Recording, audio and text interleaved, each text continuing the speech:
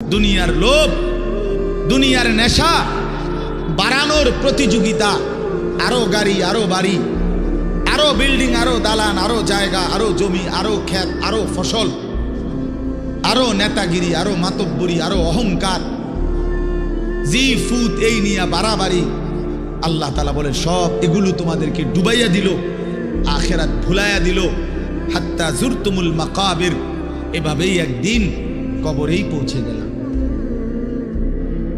একদিন তো কবরেই পৌঁছে গেলা। কাল্লা সাউফা তা'লামুন, আল্লাহ বলে সাবধান বান্দা, এই কবরে আসলেই তুমি জানতে পারবা তোমার নাফরমানির শাস্তি কি। সুম্মা কাল্লা সাউফা তা'লামুন, আবারও জানতে পারবা হাসরের ময়দানে জাহান্নামের শাস্তি দিয়া তোমার নাফরমানির পরিণতি কি। দুইবার বলছেন আল্লাহ, একবার বলছে কবরে জানতে পারবা তোমার নাফরমানির শাস্তি কি, আরেকবার জাহান্নামে জানতে পারবা হাসরে তোমার নাফরমানির শাস্তি কি। সামান্য কয়টা বুট বেচতে বেচতে বেচারা এক ওয়াক্ত নামাজ পড়ে না, কদ্দুর চা বেচে, দুইটা বন বেচে, বেচারা এক ওয়াক্ত নামাজ পড়ে না। একটা অটো চালায়, নামাজ পড়ে না। একটা সিএনজি চালায়, নামাজ পড়ে না। 12,000 14,000 টাকার একটা বেতন, এই কদ্দুর চাকরি করে, এটুকুর জন্য একটা নামাজ, একটা সেজদা দেয় না আল্লাহকে। হায় রে নাফরমান, কি পাইয়া আল্লাহরে ভুলে গেল। এই একটা বুটমুড়ির দোকান, একটা বন বিড়ির দোকান, একটা অটো, একটা সিএনজি, 12,000 14,000 20,000 টাকার একটা সামান্য চাকরি, এই সামান্য এটুকুর জন্য আল্লাহকে ছেড়ে দিলেন, আখিরাতকে ভুলে গেলেন। আস্তাগফিরুল্লাহ, আস্তাগফিরুল্লাহ। প্রিয় ভাই আমার, ছেলেরা আমার, তোমাদেরকে বলি ভাইয়া, 12,000 টাকার একটা বড় মোবাইল অথবা 18,000 টাকা 20,000 টাকার একটা মোবাইল পাইয়া আল্লাহকে এভাবে ভুলে গেলা।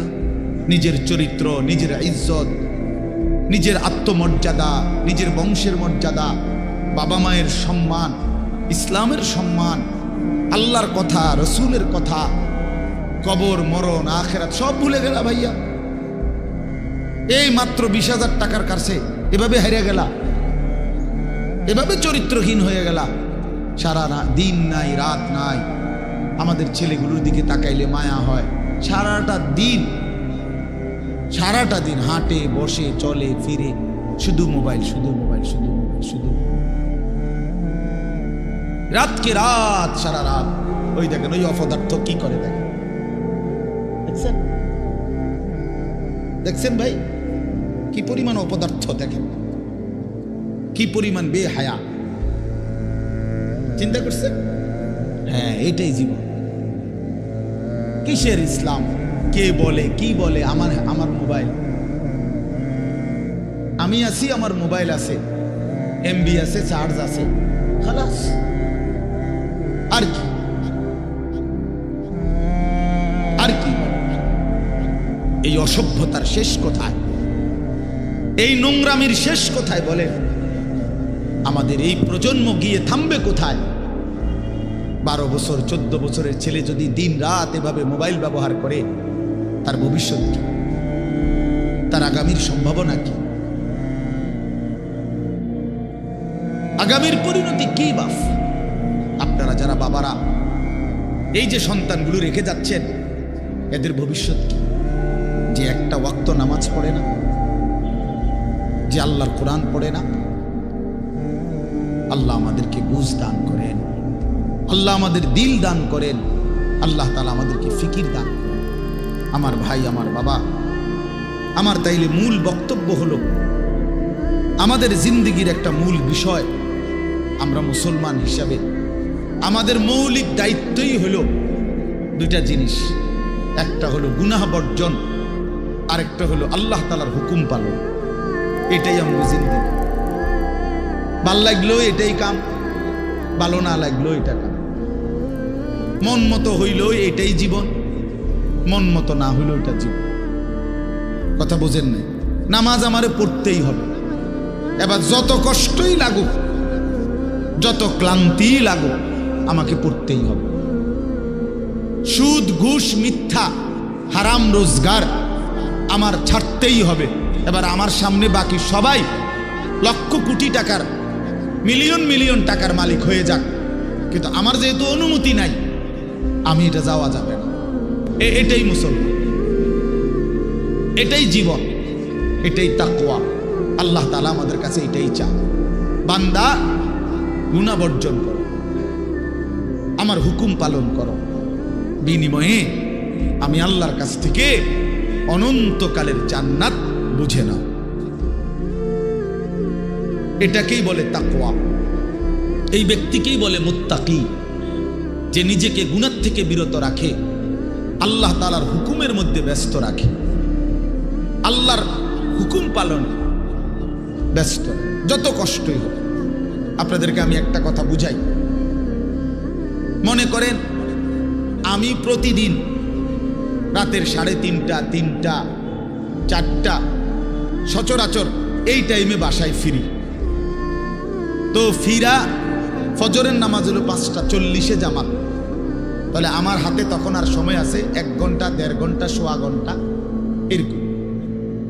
এখন এই পুরা টাইম আমি বসে থাকাও আমার জন্য কষ্টকর, কারণ আমি এই 11টা বা 12টার দিকে ঘুম থেকে উঠে যে দৌড়াদৌড়ি শুরু করি, হুলুস্তুর ব্যস্ততা, রাত 2টা বাজতে 3টা বাজতে আমার শরীরে আর বল থাকে না, আমি প্রচণ্ড ক্লান্ত হয়ে যাই। সারা দিনের মাহফিল ছাড়াও আরো বহু কাজের সাথে কম বেশি আমার সম্পৃক্ততা আছে, অসংখ্য দিনই কাজের সাথে ব্যস্ততা আছে। তো এখন 3:30, 3টা, 4টার দিকে যাই আমি বাসায়, গিয়া যখন ঘুমাই তো আর 1 ঘন্টা বাকি ফজরের জামাত, 1.5 ঘন্টা বাকি।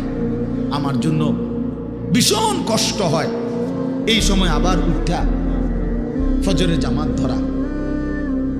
আমি আমার ঘুমের চারদিকে 3টা অ্যালার্মওয়ালা, একটা অ্যালার্মওয়ালা ঘড়ি, 2টা মোবাইল, একটা চায়না মোবাইল, পিছনে পুরাটাই স্পিকারওয়ালা, অনেক আওয়াজ হয়, ভীষণ আওয়াজ। এটা এইটা একটা, এই মোবাইল একটা, আবার একটা অ্যালার্ম ঘড়ি, 3টা একসাথে। একটা টি টেবিলের উপরে, একটা আমার কাপড় চোপড় রাখি, আমার একটা ছোট্ট আলমারি আছে, এটার উপরে একটা আমার মাথার কাছে, অর্থাৎ একটু দূরে রাখি এই জন্য যে অনেক সময় হয় কাছেরটা অ্যালার্ম বাজতে বন্ধ করে দিচ্ছি ঘুমের তারা, তো এইটা তো বাজে, ওইটা তো বাজে।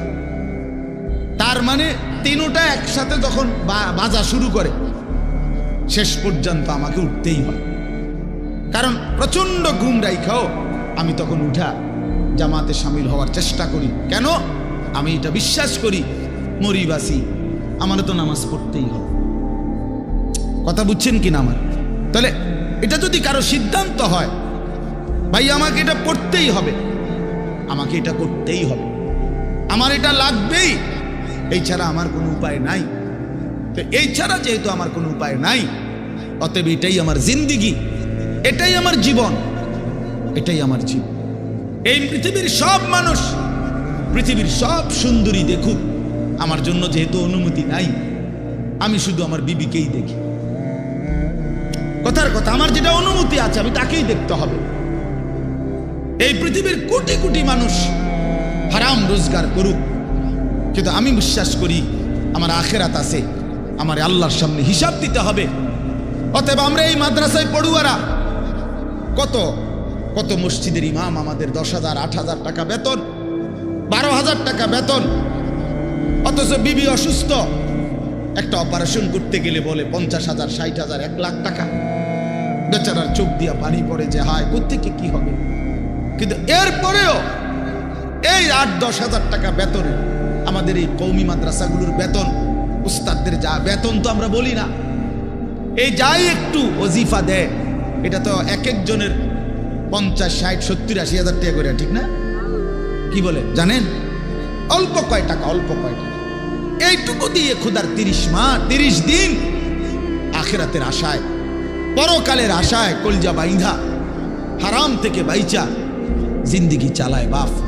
কারণ মুমিন বিশ্বাস করে এটাই আমার শেষ না, ইমানদার বিশ্বাস করে মুত্তাকি বিশ্বাস করে এখানে আমার শেষ না, ऐसे रहे या वैसे रहे वहां देखना फिर कैसे रहे। দুনিয়া এমনি কিংবা হেমনে, একভাবে না একভাবে থেকেই গেলাম, দেখার বিষয় হলো সেখানে কেমন থাকবো। নিজের ভালো দরকার, নিজের কল্যাণ দরকার, নিজের বিবেক, নিজের অনুভূতি দরকার। আমি যদি কিছুই উপলব্ধি না করি তো কি শুনলাম?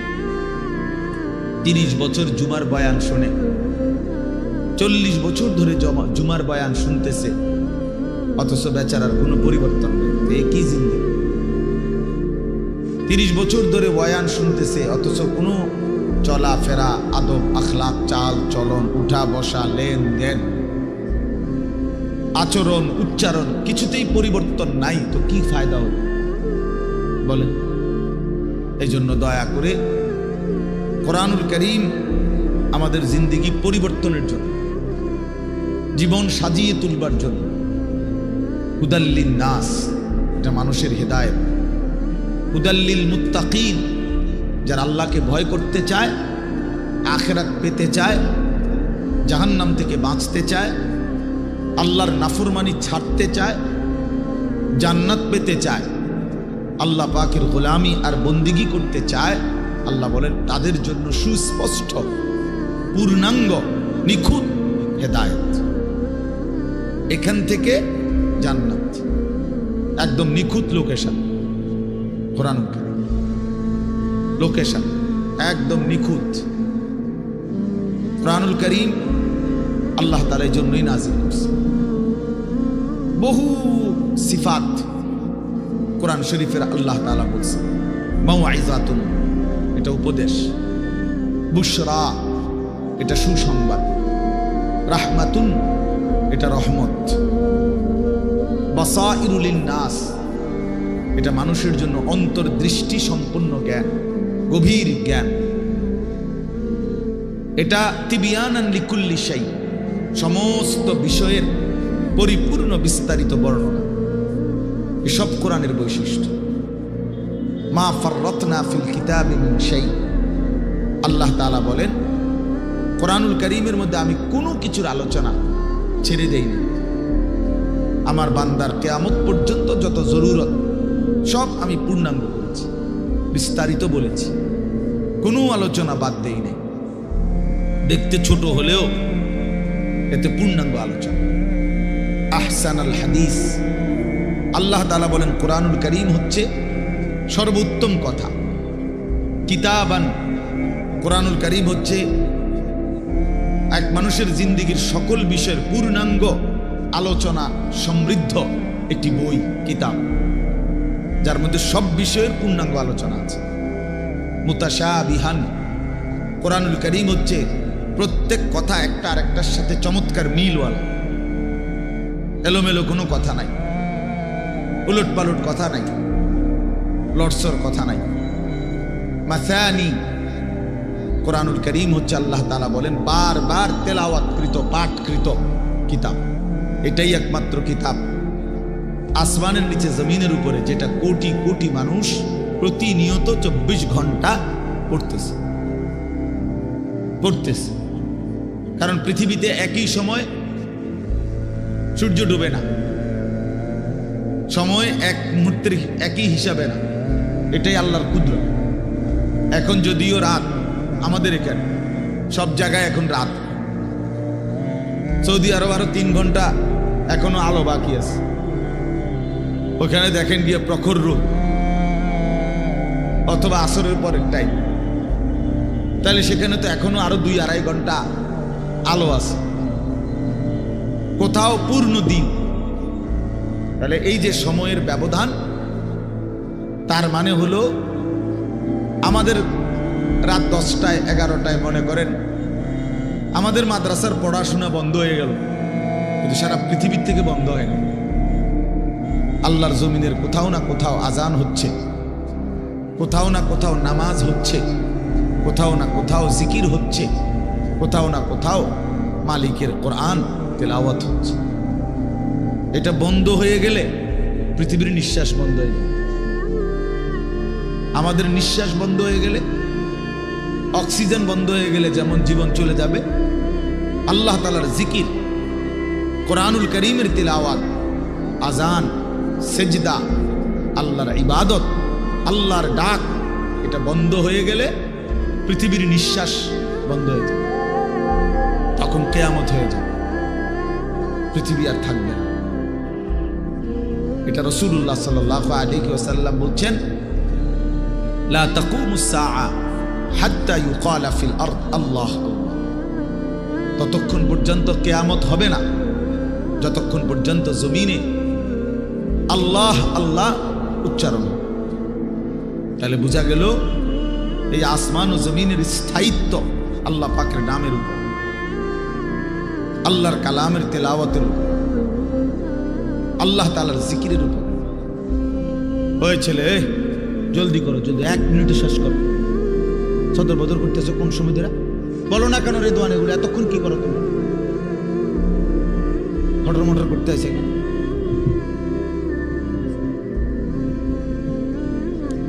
তো এই জন্য বাপ, আমরা প্রত্যেকে এটা মনে রাখা যায়, কোরআনুল কারীম আমাদের জিন্দেগি পরিবর্তনের জন্য কতভাবে যে আপনার আল্লাহ তাআলা কোরআনুল কারীমের মধ্যে কোরআনুল কারীমের বৈশিষ্ট্য তুলে ধরছেন বহুভাবে। কোরআনবিহীন জিন্দেগি একটা ফালতু জিন্দেগি। কোরআন তেলাওয়াত করতে পারে না, একেবারে দেখে দেখেও আল্লাহর কোরআন পড়তে পারে না, একটা ফালতু মুসলমান, একদম ফালতু লোক, এটা বাজে মানুষ, আকামলা লোক। বাদ কতটি খায় আর ঘুম যায়, আসছে দুনিয়া সিদ্ধিয়া ঘুম যাইতে গেল, চিনছে বাতের থালা, ফাঙ্গাস আর তেলাপিয়া, বুঝেন নাই? এটাই চিনছে, দুনিয়া চিনছে। ভাত, মাছ, বিল্ডিং, ঘর, দালান, পেশাব পায়খানা, যৌন চাহিদা পূরণ, জিফুত লইয়া কাবজাব, এইটাই মনে করছে সে জীবন। অথচ এইটা কাফের মুশরিকদেরও জীবন, এটা জন্তু জানোয়ারেরও জীবন। সমস্ত বেঈমানও এই খাদ্য পানীয়, আহার, নিদ্রা, কামাই রোজগারি, যৌন চাহিদা পূরণ, পেশাব পায়খানা, ঘুম ইত্যাদি নিয়েই ব্যস্ত। জন্তু জানোয়ারও এগুলো পূরণ নিয়ে ব্যস্ত। তা আমি যে মুসলমান, আমার আলাদা বিশেষত্ব কি? আমার আলাদা গুণাগুণ কি?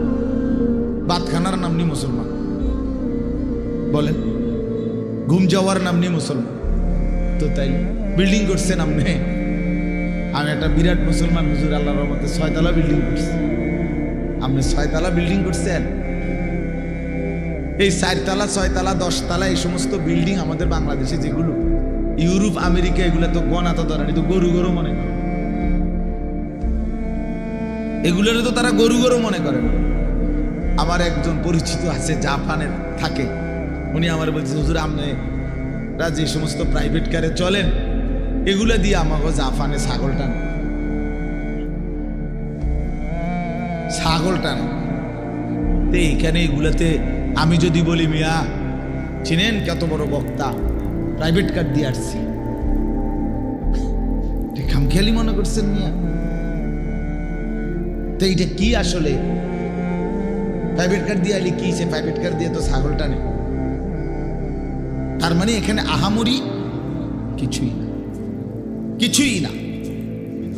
এজন্য বাপ, মুসলমানের সন্তান আমরা, আমি একজন মুসলমান আজ এত বছর ধরে, অথচ আমি আমার মালিকের কোরআন পড়তে পারি না, আমার মালিকের নামটাই সুন্দর করে নিতে পারি না, আমার রসুলের শেখানো একটা দোয়া মুখস্থ বলতে পারি না।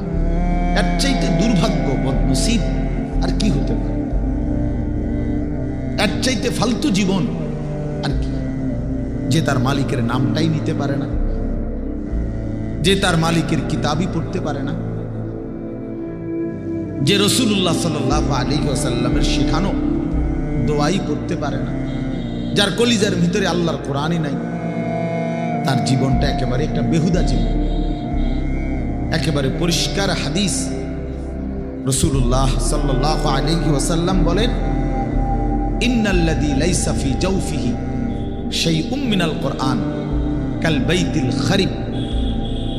নবী সাল্লাল্লাহু আলাইহি ওয়াসাল্লাম বলেন, যার অন্তরের মধ্যে আল্লাহর কোরআন নাই কিছু পরিমাণ, তো সে একটা বিরান ঘরের মতো, সারা বাড়ি আলগা বাড়ি, যে বাড়িতে মানুষ থাকে না, কুকুর বিড়াল থাকে।